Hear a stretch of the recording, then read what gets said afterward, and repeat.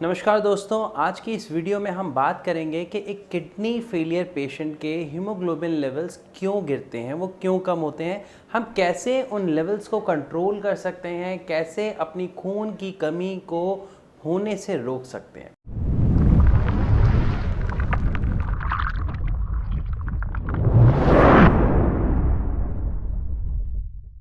तो चलिए शुरू करते हैं वीडियो। और सबसे पहले एक चीज़ यहाँ पर हमको समझना बहुत ज़रूरी है कि ये जो किडनी है इसका काम क्या है। हमारी बॉडी से वेस्ट निकालना सबको पता है। इसके साथ इसके कुछ और भी काम होते हैं, जैसे कुछ इलेक्ट्रोलाइट्स होते हैं उनको मेंटेन करना, और इसके अलावा एक सबसे अहम काम इसका होता है एक हार्मोन क्रिएट करना।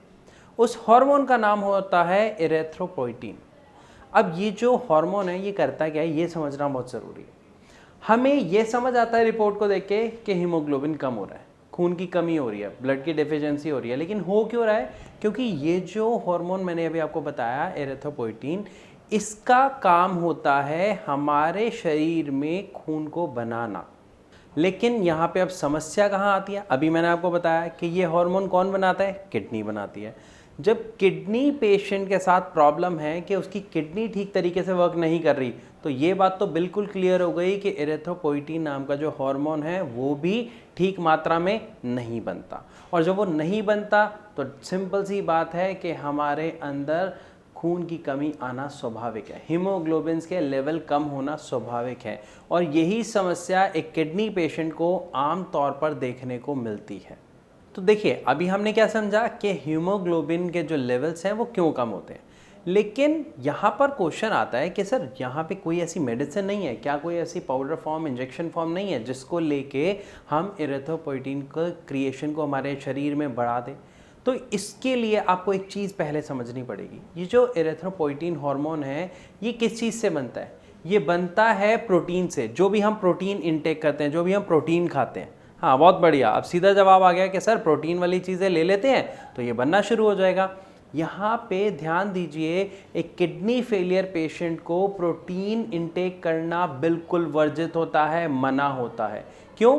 क्योंकि प्रोटीन की वजह से ही एक किडनी फेलियर पेशेंट की रिपोर्ट्स में क्रिएटिनिन के लेवल बढ़े हुए आते हैं, यूरिया के लेवल बढ़े हुए आते हैं, या ये कहा जाए कि जो किडनी फेलियर का पेशेंट है और अगर वो प्रोटीन को अधिक मात्रा में लेता है तो उसके ब्लड में यूरिया का लेवल बढ़ जाता है, क्रिएटिनिन का लेवल बढ़ जाता है, जिससे उसके लिए समस्या ज़्यादा गंभीर हो जाती है। और kidney failure patient in parameters को लेके हमेशा चिंतित रहता है। तो दूसरा पॉइंट भी क्लियर हो गया कि हम इसके लिए प्रोटीन को नहीं ले सकते। अब जब प्रोटीन नहीं ले सकते, किडनी इसको बना नहीं रही, तो हमें क्या करना है जिससे ये जो हीमोग्लोबिन के लेवल्स हैं डाउन हो रहे हैं ये कंट्रोल हो जाएं और हम इसकी डिफिशियंसी को रोक सकें?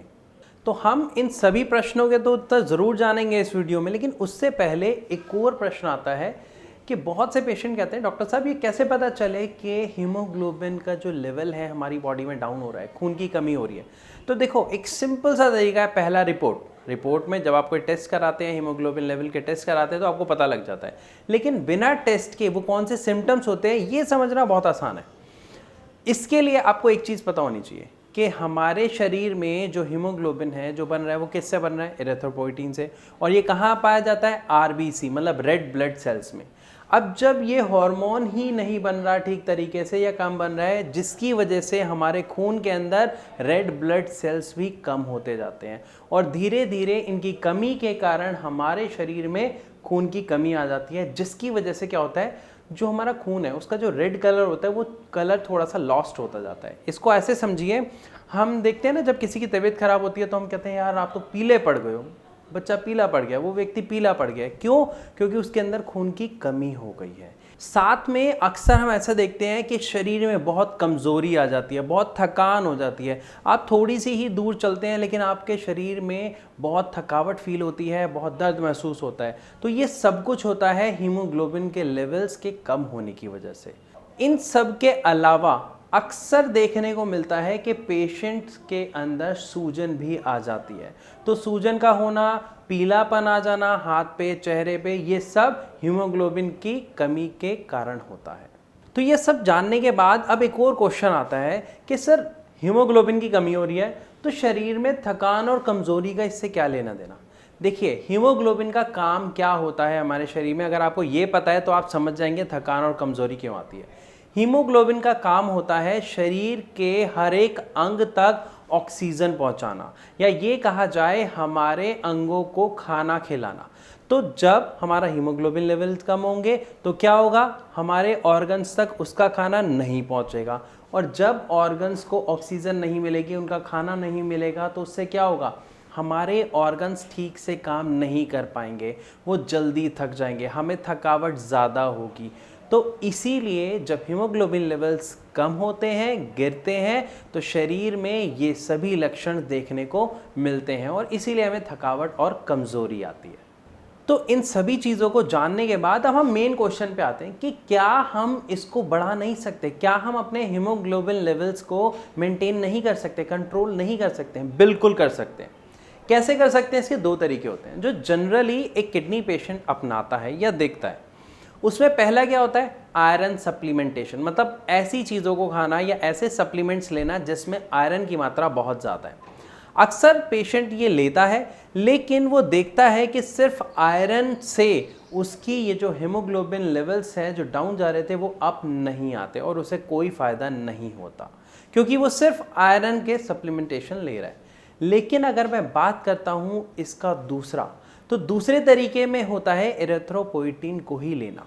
इसको ऐसे समझते हैं, जैसे आपने सुना होगा कि कोई डायबिटीज़ का पेशेंट है, वो क्या लेता है, इंसुलिन लेता है। कैसे लेता है, बाहर से लेता है। इसी तरीके से अगर कोई किडनी फेलियर पेशेंट एरिथ्रोपोइटीन के इंजेक्शंस लेता है, जो हम बाहर से लेते हैं, जैसे इंसुलिन लेता है कोई डायबिटीज़ का पेशेंट, सेम वैसे ही, तो उसके जो हीमोग्लोबिन लेवल हैं वो कंट्रोल में आ जाते हैं और वो लेवल्स फिर डाउन नहीं जाते हैं।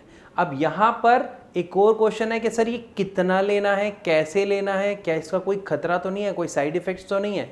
तो यहाँ पर एक चीज़ समझ लीजिए कि ये जो एरिथ्रोपोइटीन के जो इंजेक्शंस हैं ये बिल्कुल सेफ़ होते हैं, लेकिन कितने लेने हैं और कब लेने हैं ये आपका डॉक्टर ही आपको बता सकता है, क्योंकि ये डिपेंड करता है आपकी ब्लड रिपोर्ट्स पर कि आपके ब्लड में हीमोग्लोबिन लेवल क्या है, आपके ब्लड की कंडीशन क्या है और उसको कितना एरिथ्रोपोइटीन की रिक्वायरमेंट है।